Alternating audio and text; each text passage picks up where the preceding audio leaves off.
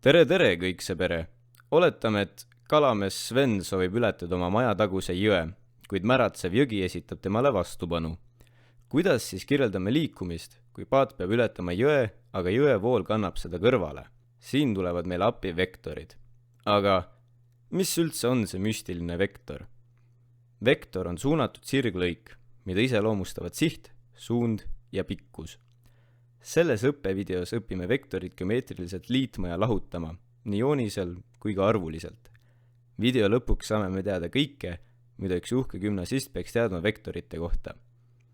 Vektorid on kasulikud füüsikas ja inseneriteadustes, kuna need võimaldavad meil kirjeldada liikumist ja jõude, mis sõltuvad nii suurusest kui ka suunast. Vektorid esitatakse tavaliselt noolekujuliselt, kus nool tähistab vektori suunda ja noole pikkus vektori suurust.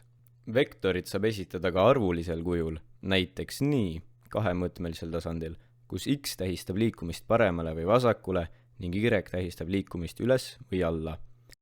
Võtame näiteks vektori algpunktiks A ja lõpp-punktiks B.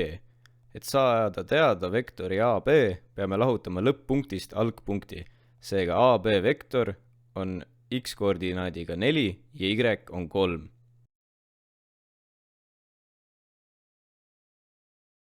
Enne kui alustame, teeme selgeks ühe mõiste. Skalaar on vektori kordaja, näiteks 2, -1 või 0,5. Kui korrutame vektori skalaariga, muudame selle pikkust ja mõnikord ka suunda, kui kordaja on negatiivne.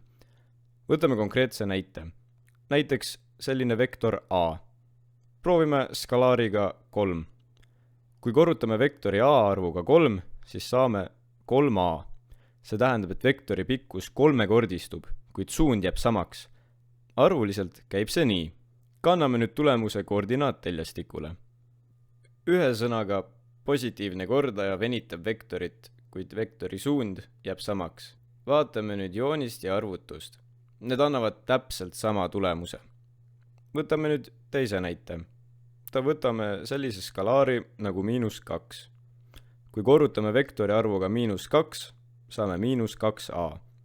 Vektori pikkus sellisel juhul kahekordistub, aga ka suund pöördub vastupidiseks. Arvuliselt käib see nii. Vaatame nüüd seda samat nähtust koordinaatteljastikul. Ja nagu me näeme, negatiivne kordaja venitab vektorit, aga vektori suund muutub vastupidiseks. Vaatame joonist ja arvutust, need annavad jälle täpselt sama tulemuse. Ahaa! Geomeetriline venitamine ja algebraline korrutamine kirjeldavad täpselt ühte ja sama nähtust, ainult erineval viisil. Nüüd liigume vektorite liitmise juurde. Vektorite liitmine tähendab kahe või enama vektori ühendamist, et leida nende ühine vektor ehk resultantvektor. Üks viis vektoreid liita on kolmnurga reegel. Teeme ühe näite. Kolmnurga reegel töötab nii. Kui meil on kaks vektorit, näiteks vektor A ja vektor B, siis asetame vektori A lõpp-punkti, vektor B algpunkti. Seejärel joonistame uue vektori A alguspunktist B lõpp-punkti. Tulemuseks on resultantvektor AB. Nüüd algebraline meetod. Kui vektorid on antud koordinaatide kujul, siis nende liitmine käib lihtsa reegli järgi. Liidame vektorite vastavad koordinaadid. Kui meil on näiteks vektorid V1 ja V2, siis nende summa on x1 pluss x2 ning y1 pluss y2. Meie näite puhul on siis vektor AB 6 ja 5. Tulemuseks on uus vektor, mis näitab mõlema vektori koondsuunda ja suurust.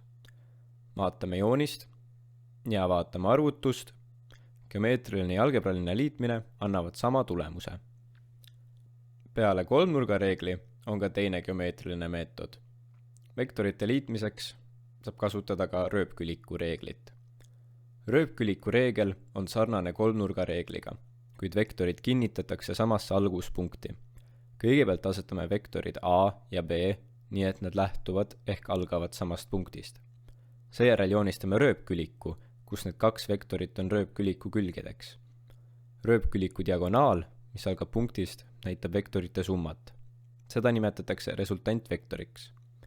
Jällegi on meie resultantvektoriks 6 ja 5. Nüüd liigume edasi vektorite lahutamise juurde. Vektorite lahutamine tähendab, et me leiame kahe vektori vahe. See näitab, kui palju üks vektor erineb teisest, ehk mis vektor jääb alles, kui teisest vektorist üks ära võtta. Olgu meil kaks vektorit A, 5 ja 3, ning B, 4 ja -2. Geomeetriline meetod. Geomeetrilises meetodis asetame vektorid samasse alguspunkti. Seejärel joonistame uue vektori lahutava vektori lõpp-punktist ja suundub vähendava vektori lõpp-punkti. Algebraline meetod.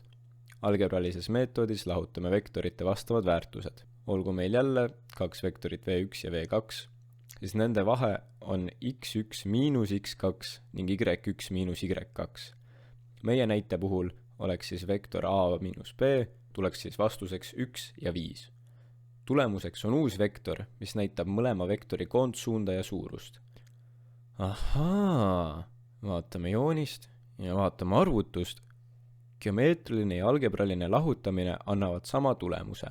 Kolmas viis vektorid lahutada on liita algsele vektorile vähendava vektori vastandvektor. Vastandvektor on algvektoriga sama suur, kuid suund on vastupidine. Vastandvektori saamiseks korrutame vektori skalaariga -1. Näiteks -1b annab meile siis -4 ja 2.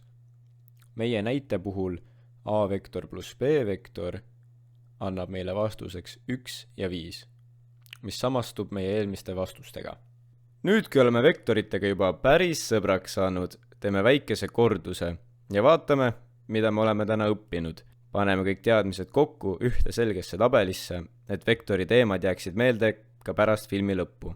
Aga mis kasu on kõigest sellest, kui me ei tea, kus seda kasutada saab? Vektorid ei ole ainult matemaatikas, vaid neid on kõikjal meie ümber. Näiteks füüsikas jõudude liitmisel, kui kaks inimest tõmbavad kelku eri suundades, on resultant vektor nende jõudude summa. Teiseks võib näha vektorit ka arvutimängudes, kui tegelased või valgus liigub, sest ka neid arvutatakse vektoritega.